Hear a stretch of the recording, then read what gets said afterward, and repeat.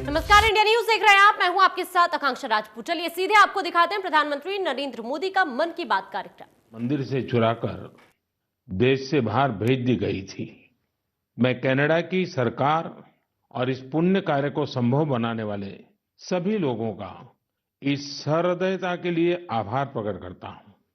माता अन्नपूर्णा का काशी से बहुत ही विशेष संबंध है। अब उनकी प्रतिमा का वापस आना हम सभी के लिए सुखद है। माता अन्नपूर्णा की प्रतिमा की तरह ही हमारी विरासत की अनेक अनमोल धरोहरें अंतर्राष्ट्रीय गिरोहों का शिकार होती रही हैं। ये गिरोह अंतर्राष्ट्रीय बाजार में इन्हें बहुत ऊंची कीमत पर बेचते हैं। अब इन पर सख्ती तो लगाई ही जा रही है। इनकी वापसी के लिए भारत ने अपने प्रयास भी बढ़ाए हैं। ऐसी कोशिशों की वजह से बीते कुछ वर्षों में भारत कई प्रतिमाओं और कलाकृतियों को वापस लाने में सफल रहा है। माता अन्नपूर्णा की प्रतिमा की वापसी के साथ एक संयोग ये भी जुड़ा है कि कुछ दिन पूर्व ही वर्ल्ड हेरिटेज वीक मनाया गया है। वर्ल्ड हेरिटेज वीक संस्कृति प्रेमियों के लिए पुराने समय में वापस जाने, उनके इतिहास के अहम पड़ावों को पता लगाने का एक शानदार अवसर प्रदान करता है। कोरोना कालखंड के बावजूद भी इस बार हमने इनोवेटिव तरीके से लोगों को ये हेरिटेज वीक मनाते देखा। क्राइसिस में कल्चर बड़े काम आता है। इससे निपटने में अहम भूमिका निभाता है। टेक्नोलॉजी के माध्यम से भी कल्चर एक इमोशनल रिचार्ज की तरह काम करता है। आज देश में कई म्यूजियम्स और लाइब्रेरीज अपने कलेक्शन को पूरी तरह से डिजिटल बनाने पर काम कर रहे हैं। दिल्ली में हमारे राष्ट्रीय संग्रहालय ने इस संबंध में कुछ सराहनीय प्रयास किए हैं। राष्ट्रीय संग्रहालय द्वारा करीब 10 वर्चुअल गैलरीज इंट्रोड्यूस करने की दिशा में काम चल रहा है ना मजेदार। अब आप घर बैठे दिल्ली के नेशनल म्यूजियम गैलरीज का टूर कर पाएंगे, जहां एक और सांस्कृतिक धरोहरों को टेक्नोलॉजी के माध्यम से अधिक लोगों तक पहुंचाना अहम है। वहीं इन धरोहरों के संरक्षण के लिए टेक्नोलॉजी का उपयोग भी महत्वपूर्ण है। हाल ही में एक इंटरेस्टिंग प्रोजेक्ट के बारे में पढ़ रहा था। नॉर्वे के उत्तर में स्वालबार्ड नाम का एक द्वीप है। इस द्वीप में एक प्रोजेक्ट आर्कटिक वर्ल्ड आर्काइव बनाया गया है।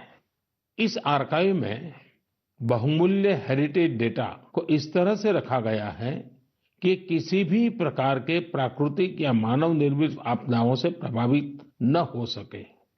अभी हाल ही में यह भी जानकारी आई है कि अजंता गुफाओं की धरोहर को भी डिजिटाइज करके इस प्रोजेक्ट में संजोया जा रहा है। इसमें अजंता गुफाओं की पूरी झलक देखने को मिलेगी। इसमें डिजिटलाइज और रिस्टोर्ड पेंटिंग के साथ साथ इससे संबंधित दस्तावेज और कोट्स भी शामिल होंगे। साथियों, महामारी ने एक और जहां हमारे काम करने के तौर तरीकों को बदला है, तो दूसरी ओर प्रकृति को नए ढंग से अनुभव करने का भी अवसर दिया है। प्रकृति को देखने के हमारे नजरिए में भी बदलाव आया है। अब हम सर्दियों के मौसम में कदम रख रहे हैं। हमें प्रकृति के अलग अलग रंग देखने को मिलेंगे। पिछले कुछ दिनों से इंटरनेट चेरी ब्लॉसम की वायरल तस्वीरों से भरा हुआ है। आप सोच रहे होंगे, जब मैं चेरी ब्लॉसम की बात कर रहा हूं तो जापान की इस प्रसिद्ध पहचान की बात कर रहा हूं। लेकिन ऐसा नहीं है। ये जापान की तस्वीरें नहीं है। ये अपने मेघालय के शिलांग की तस्वीरें हैं। मेघालय की खूबसूरती को इन चेरी ब्लॉसम ने और बढ़ा दिया है। साथियों, इस महीने 12 नवंबर से डॉक्टर सलीम अली जी का 125वां जयंती समारोह शुरू हुआ है। डॉक्टर सलीम ने पक्षियों की दुनिया में बर्ड वॉचिंग को लेकर उल्लेखनीय कार्य किया है। दुनिया के बर्ड वॉचर्स को भारत के प्रति आकर्षित भी किया है। मैं हमेशा से बर्ड वॉचिंग के शौकीन लोगों का प्रशंसक रहा हूं। बहुत धैर्य के साथ वो घंटों तक, सुबह से शाम तक बर्ड वॉचिंग कर सकते हैं, प्रकृति के अनूठे नजारों का लुत्फ उठा सकते हैं और अपने ज्ञान को हम लोगों तक भी पहुंचाते रहते हैं। भारत में भी बहुत सी बर्ड वॉचिंग सोसाइटी सक्रिय हैं। आप भी जरूर इस विषय के साथ जुड़िए। मेरी भागदौड़ की जिंदगी में मुझे भी पिछले दिनों केवड़िया में पक्षियों के साथ समय बिताने का बहुत ही यादगार अवसर मिला। पक्षियों के साथ बिताया हुआ समय आपको प्रकृति से भी जोड़ेगा और पर्यावरण के लिए भी प्रेरणा देगा। मेरे प्यारे देशवासियों, भारत की संस्कृति और शास्त्र हमेशा से ही पूरी दुनिया के लिए आकर्षण के केंद्र रहे हैं। कई लोग तो इनकी खोज में भारत आए और हमेशा के लिए यहीं के होकर रह गए, तो कई लोग वापस अपने देश जाकर इस संस्कृति के संवाहक बन गए। मुझे जोनास मसेट्टी के काम के बारे में जानने का मौका मिला, जिन्हें विश्वनाथ के नाम से भी जाना जाता है। जोनास ब्राजील में लोगों को वेदांत और गीता सिखाते हैं। वे विश्व विद्या नाम की एक संस्था चलाते हैं, जो रियो डी जेनेरो से घंटे भर की दूरी पर पेट्रोपोलिस के पहाड़ों में स्थित है। जोनास ने मैकेनिकल इंजीनियरिंग की पढ़ाई करने के बाद स्टॉक मार्केट में अपनी कंपनी में काम किया। बाद में उनका रुझान भारतीय संस्कृति और खासकर वेदांत की तरफ हो गया। स्टॉक से लेकर के स्पिरिचुअलिटी तक वास्तव में उनकी एक लंबी यात्रा है। जोनास ने भारत में वेदांत दर्शन का अध्ययन किया और 4 साल तक वे कोयम्बटूर के आर्ष विद्या गुरुकुलम में रहे। जोनास में एक और खासियत है, वह अपने मैसेज को आगे पहुंचाने के लिए टेक्नोलॉजी का प्रयोग कर रहे हैं। वह नियमित रूप से ऑनलाइन प्रोग्राम्स करते हैं। वे प्रतिदिन पॉडकास्ट करते हैं। पिछले 7 वर्षों में जोनास ने वेदांत पर अपने फ्री ओपन कोर्सेज के माध्यम से 1.5 लाख से अधिक स्टूडेंट्स को पढ़ाया है। जोनास न केवल एक बड़ा काम कर रहे हैं, बल्कि उसे एक ऐसी भाषा में कर रहे हैं जिसे समझने वालों की संख्या भी बहुत अधिक है। लोगों में इसको लेकर काफी रुचि है कि कोरोना और क्वारंटाइन के इस समय में वेदांत कैसे मदद कर सकता है। मन की बात के माध्यम से मैं जोनास को उनके प्रयासों के लिए बधाई देता हूं और उनके भविष्य के प्रयासों के लिए शुभकामनाएं देता हूं। साथियों, इसी तरह अभी एक खबर पर आपका ध्यान जरूर गया होगा। न्यूजीलैंड में वहां के नवनिर्वाचित एमपी डॉक्टर गौरव शर्मा ने विश्व की प्राचीन भाषाओं में से एक संस्कृत भाषा में शपथ ली है। एक भारतीय के तौर पर भारतीय संस्कृति का ये प्रसार हम सबको गर्व से भर देता है। मन की बात के माध्यम से मैं गौरव शर्मा जी को शुभकामनाएं देता हूं। हम सभी की कामना है वो न्यूजीलैंड के लोगों की सेवा में नई उपलब्धियां प्राप्त करें। मेरे प्यारे देशवासियों, कल 30 नवंबर को हम श्री गुरु नानक देव जी का 551वां प्रकाश पर्व मनाएंगे। पूरी दुनिया में गुरु नानक देव जी का प्रभाव स्पष्ट रूप से दिखाई देता है। वैंकूवर से वेलिंगटन तक, सिंगापुर से साउथ अफ्रीका तक उनके संदेश हर तरफ सुनाई देते हैं। गुरु ग्रंथ साहिब में कहा गया है, सेवक को सेवा बन आई, यानी सेवक का काम सेवा करना है। बीते कुछ वर्षों में कई अहम पड़ाव आए और एक सेवक के तौर पर हमें बहुत कुछ करने का अवसर मिला। गुरु साहिब ने हमसे सेवा ली। गुरु नानक देव जी का ही 550वां प्रकाश पर्व, श्री गुरु गोविंद सिंह जी का 350वां प्रकाश पर्व, अगले वर्ष श्री गुरु तेग बहादुर जी का 400वां प्रकाश पर्व भी है। मुझे महसूस होता है कि गुरु साहब की मुझ पर विशेष कृपा रही जो उन्होंने मुझे हमेशा अपने कार्यों में बहुत करीब से जोड़ा है। साथियों, क्या आप जानते हैं कि कच्छ में एक गुरुद्वारा है, लखपत गुरुद्वारा साहब। श्री गुरु नानक जी अपनी उदासी के दौरान लखपत गुरुद्वारा साहिब में रुके थे। 2001 के भूकंप से इस गुरुद्वारे को भी नुकसान पहुंचा था। यह गुरु साहिब की कृपा ही थी कि मैं इसका जीर्णोद्धार सुनिश्चित कर पाया। न केवल गुरुद्वारा की मरम्मत की गई, बल्कि उसके गौरव और भव्यता को भी फिर से स्थापित किया गया। हम सबको गुरु साहिब का भरपूर आशीर्वाद भी मिला। लखपत गुरुद्वारा के संरक्षण के प्रयासों को 2004 में UNESCO Asia Pacific heritage award में अवार्ड ऑफ डिस्टिंक्शन दिया गया। अवार्ड देने वाली जूरी ने यह पाया कि मरम्मत के दौरान शिल्प से जुड़ी बारीकियों का विशेष ध्यान रखा गया। जूरी ने यह भी नोट किया कि गुरुद्वारा के पुनर्निर्माण कार्य में सिख समुदाय की न केवल सक्रिय भागीदार रही, बल्कि उनके ही मार्गदर्शन में ये काम हुआ। लखपत गुरुद्वारा जाने का सौभाग्य मुझे तब भी मिला था जब मैं मुख्यमंत्री भी नहीं था। मुझे वहां जाकर असीम ऊर्जा मिलती थी। इस गुरुद्वारे में जाकर हर कोई खुद को धन्य महसूस करता है। मैं इस बात के लिए बहुत कृतज्ञ हूं कि गुरु साहब ने मुझसे निरंतर सेवा ली है। पिछले वर्ष नवंबर में ही करतारपुर साहिब कॉरिडोर का खुलना बहुत ही ऐतिहासिक रहा।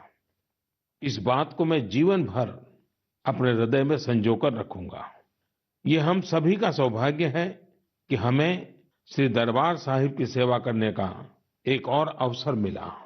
विदेश में रहने वाले हमारे सिख भाई बहनों के लिए अब दरबार साहिब की सेवा के लिए राशि भेजना और आसान हो गया है। इस कदम से विश्व भर की संगत दरबार साहिब के और करीब आ गई है। साथियों, ये गुरु नानक देव जी ही थे जिन्होंने लंगर की परंपरा शुरू की थी, और आज हमने देखा कि दुनिया भर में सिख समुदाय ने किस प्रकार कोरोना के इस समय में लोगों को खाना खिलाने की अपनी परंपरा को जारी रखा है। मानवता की सेवा की ये परंपरा हम सभी के लिए निरंतर प्रेरणा का काम करती है। मेरी कामना है हम सभी सेवक की तरह काम करते रहें। गुरु साहिब मुझसे और देशवासियों से इसी प्रकार सेवा लेते रहें। एक बार फिर गुरु नानक जयंती पर मेरी बहुत बहुत शुभकामनाएं। मेरे प्यारे देशवासियों, पिछले दिनों मुझे देश भर की कई यूनिवर्सिटीज के स्टूडेंट के साथ संवाद का, उनकी एजुकेशन जर्नी के महत्वपूर्ण इवेंट्स में शामिल होने का अवसर प्राप्त हुआ है। टेक्नोलॉजी के जरिए मैं आईआईटी गुवाहाटी, आईआईटी दिल्ली, गांधीनगर की दीनदयाल पेट्रोलियम यूनिवर्सिटी, दिल्ली की जेएनयू, मैसूर यूनिवर्सिटी और लखनऊ यूनिवर्सिटी के विद्यार्थियों से कनेक्ट हो पाया। देश के युवाओं के बीच होना बेहद तरोताजा करने वाला और ऊर्जा से भरने वाला होता है। विश्वविद्यालय के परिसर तो एक तरह से मिनी इंडिया की तरह होते हैं। एक तरह जहां इन कैंपस में भारत की विविधता के दर्शन होते हैं, वहीं दूसरी तरफ वहां न्यू इंडिया के लिए बड़े बड़े बदलाव का पैशन भी दिखाई देता है। कोरोना से पहले के दिनों में जब मैं रूबरू किसी इंस्टीट्यूशन के इवेंट में जाता था, तो ये आग्रह भी करता था कि आसपास के स्कूलों से गरीब बच्चों को भी उस समारोह में आमंत्रित किया जाए। वो बच्चे उस समारोह में मेरे स्पेशल गेस्ट बनकर आते रहे हैं। एक छोटा सा बच्चा उस भव्य समारोह में किसी युवा को डॉक्टर, इंजीनियर, साइंटिस्ट बनते देखता है, किसी को मेडल लेते हुए देखता है, तो उसमें नए सपने जगते हैं। मैं भी कर सकता हूं, यह आत्मविश्वास जगता है। संकल्प के लिए प्रेरणा मिलती है। साथियों, इसके अलावा एक और बात जानने में मेरी हमेशा रुचि रहती है कि उस इंस्टीट्यूशन के अलुमनाई कौन है, उस संस्थान के अपने अलुमनाई से रेगुलर एंगेजमेंट की व्यवस्था है क्या, उनका अलुमनाई नेटवर्क कितना जीवंत है। मेरे युवा दोस्तों, आप तब तक ही किसी संस्थान के विद्यार्थी होते हैं जब तक आप वहां पढ़ाई करते हैं, लेकिन वहां के एल्यूमनाई आप जीवन भर बने रहते हैं। स्कूल कॉलेज से निकलने के बाद दो चीजें कभी खत्म नहीं होती हैं। एक, आपकी शिक्षा का प्रभाव, और दूसरा, आपका अपने स्कूल कॉलेज से लगाव।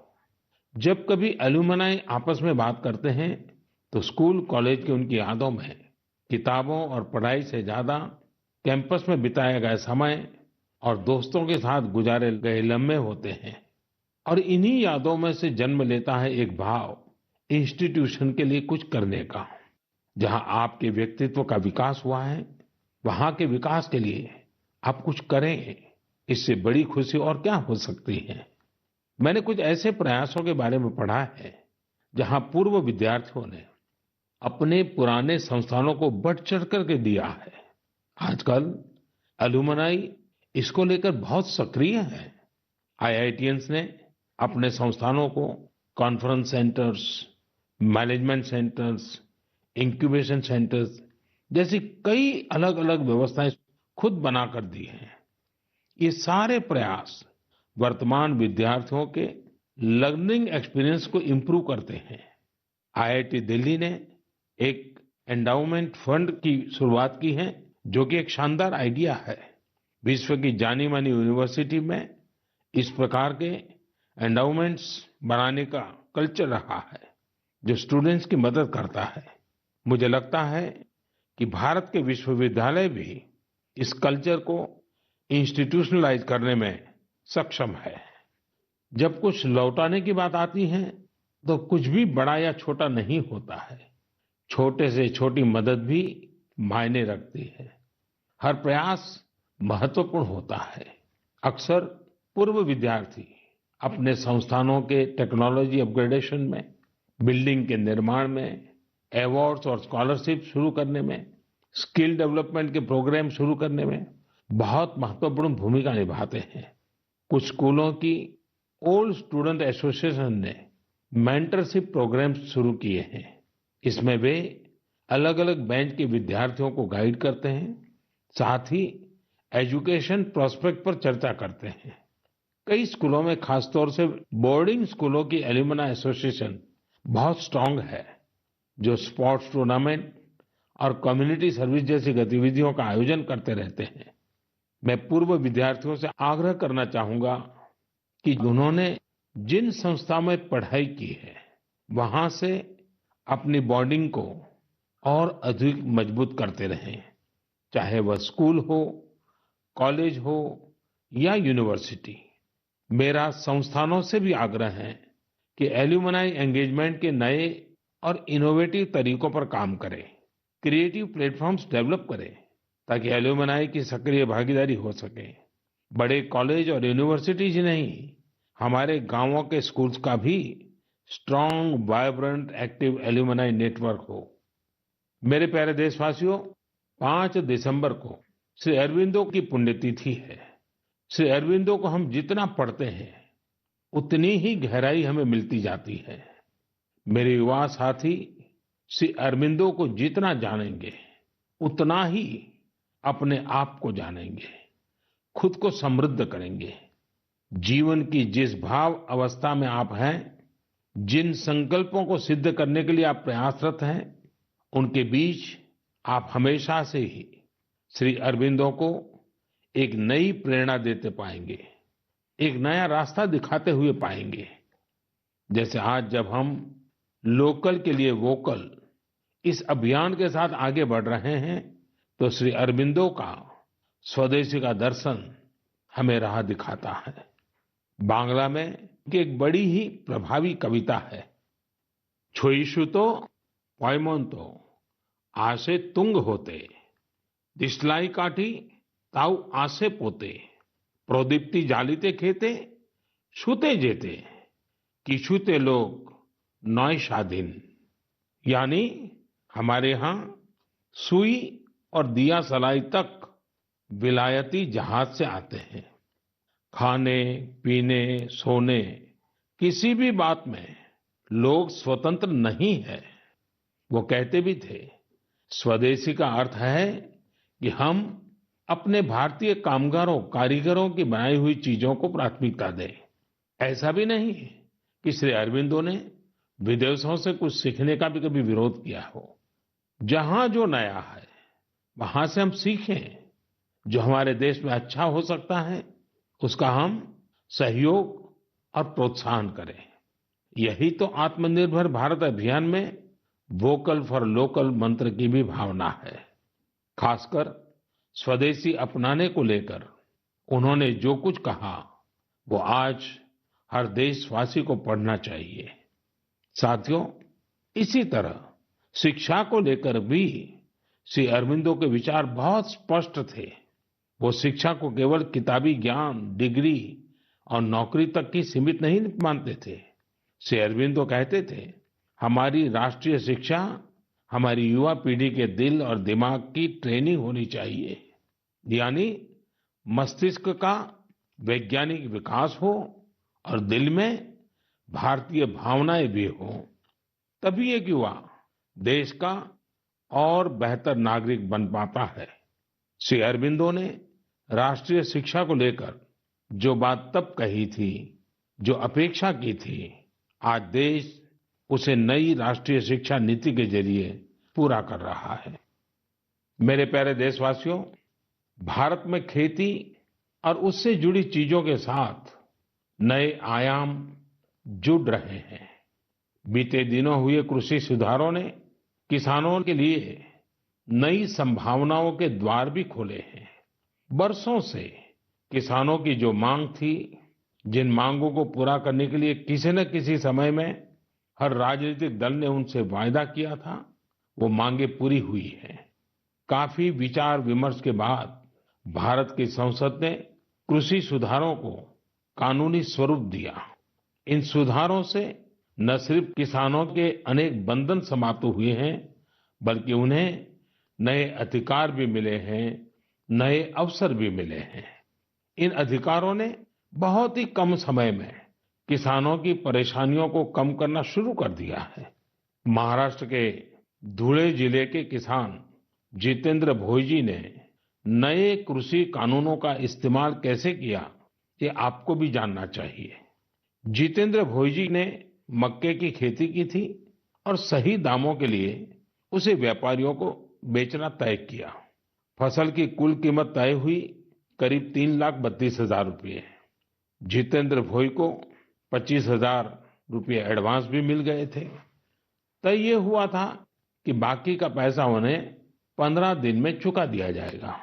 लेकिन बाद में परिस्थितियां ऐसी बनी कि उन्हें बाकी का पेमेंट नहीं मिला।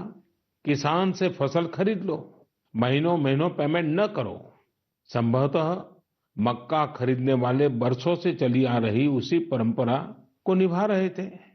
इसी तरह 4 महीने तक जितेंद्र जी का पेमेंट नहीं हुआ।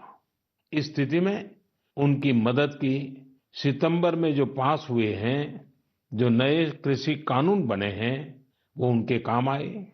इस कानून में ये तय किया गया है कि फसल खरीदने के 3 दिन में ही किसान को पूरा पेमेंट करना पड़ता है और अगर पेमेंट नहीं होता है तो किसान शिकायत दर्ज कर सकता है। कानून में एक और बहुत बड़ी बात है। इस कानून में ये प्रावधान किया गया है कि क्षेत्र के एसडीएम को 1 महीने के भीतर ही किसान की शिकायत का निपटारा करना होगा। अब जब ऐसे कानून की ताकत हमारे किसान भाई के पास थी, तो उनकी समस्या का समाधान तो होना ही था। उन्होंने शिकायत की और चंद ही दिन में उनका बकाया चुका दिया गया। यानी कि कानून की सही और पूरी जानकारी ही जितेंद्र जी की ताकत बनी। क्षेत्र कोई भी हो, हर तरह के भ्रम और अफवाहों से दूर सही जानकारी हर व्यक्ति के लिए बहुत बड़ा संबल होती है। किसानों में जागरूकता बढ़ाने का ऐसा ही एक काम कर रहे हैं राजस्थान के 12 जिले में रहने वाले मोहम्मद असलम जी। ये किसान उत्पादक संघ के सीईओ भी हैं। जी हाँ, आपने सही सुना। किसान उत्पादक संघ के सीईओ। उम्मीद है बड़ी-बड़ी कंपनियों के सीईओज को ये सुनकर अच्छा लगेगा कि अब देश के दूर दराज वाले इलाकों में काम कर रहे किसान संगठनों में भी सीईओज होने लगे हैं। तो साथियों, मोहम्मद असलम जी ने अपने क्षेत्र के अनेकों किसानों को मिलाकर एक व्हाट्सएप ग्रुप बना लिया है। इस ग्रुप पर वो हर रोज आसपास की मंडियों में क्या भाव चल रहा है, इसकी जानकारी किसानों को देते हैं। खुद उनका एफपीओ भी किसानों से फसल खरीदता है। इसलिए उनके इस प्रयास से किसानों को निर्णय लेने में मदद मिलती है। साथियों, जागरूकता है तो जीवंतता है।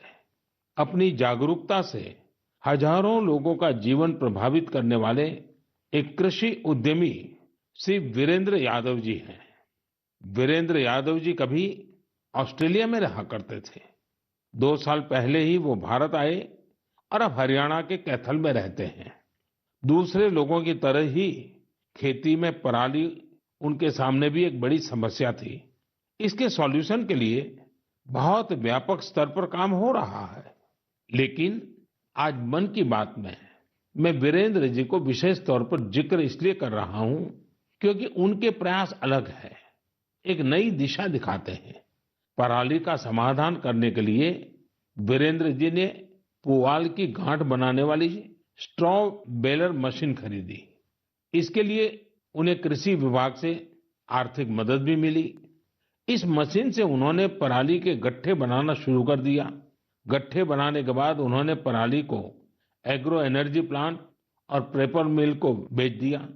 आप जानकर हैरान रह जाएंगे कि वीरेंद्र जी ने पराली से सिर्फ 2 साल में 1.5 करोड़ रुपए से ज्यादा का व्यापार किया है और उसमें भी लगभग 50 लाख रुपए मुनाफा कमाया है। इसका फायदा उन किसानों को भी हो रहा है जिनके खेतों से वीरेंद्र जी पराली उठाते हैं।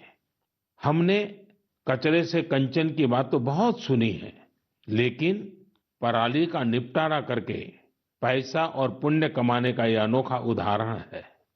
मेरा नौजवानों, विशेषकर कृषि की पढ़ाई कर रहे लाखों विद्यार्थियों से आग्रह है कि वो अपने आसपास के गांवों में जाकर किसानों को आधुनिक कृषि के बारे में, हाल में हुए कृषि सुधारों के बारे में जागरूक करें। ऐसा करके आप देश में हो रहे बड़े बदलाव के सहभागी बनेंगे। मेरे प्यारे देशवासियों, मन की बात में हम अलग-अलग भांति-भांति के अनेक विषयों पर बात करते हैं, लेकिन एक ऐसी बात को भी 1 साल हो रहा है जिसको हम कभी खुशी से याद नहीं करना चाहेंगे।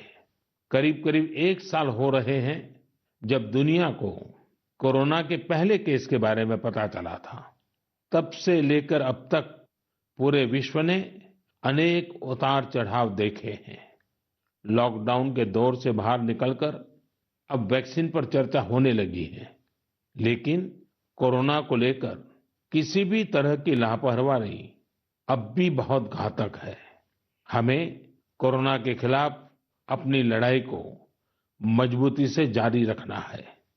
साथियों, कुछ दिनों बाद ही 6 दिसंबर को बाबा साहब आम्बेडकर की पुण्यतिथि भी है। ये दिन बाबा साहब को श्रद्धांजलि देने के साथ ही देश के प्रति अपने संकल्पों, संविधान ने एक नागरिक के तौर पर अपने कर्तव्यों को निभाने की जो सीख हमें दी है, उसे दोहराने का है। देश के बड़े हिस्से में सर्दी का मौसम भी जोर पकड़ रहा है। अनेक जगहों पर बर्फबारी हो रही है। इस मौसम में हमें परिवार के बच्चों और बुजुर्गों का, बीमार लोगों का विशेष ध्यान रखना है। खुद भी सावधानी बरतनी है। मुझे खुशी होती है जब मैं ये देखता हूं कि लोग अपने आसपास के जरूरतमंदों की भी चिंता करते हैं, गर्म कपड़े देकर उनकी मदद करते हैं। बेसहारा जानवरों के लिए भी सर्दियां बहुत मुश्किल लेकर आती हैं। उनकी मदद के लिए भी बहुत लोग आगे आते हैं। हमारी युवा पीढ़ी इस तरह के कार्यों में बहुत बढ़-चढ़ कर सक्रिय होती है। साथियों, अगली बार जब हम मन की बात में मिलेंगे तो 2020 का ये वर्ष समाप्ति की ओर होगा। नई उम्मीदें, नए विश्वास के साथ हम आगे बढ़ेंगे।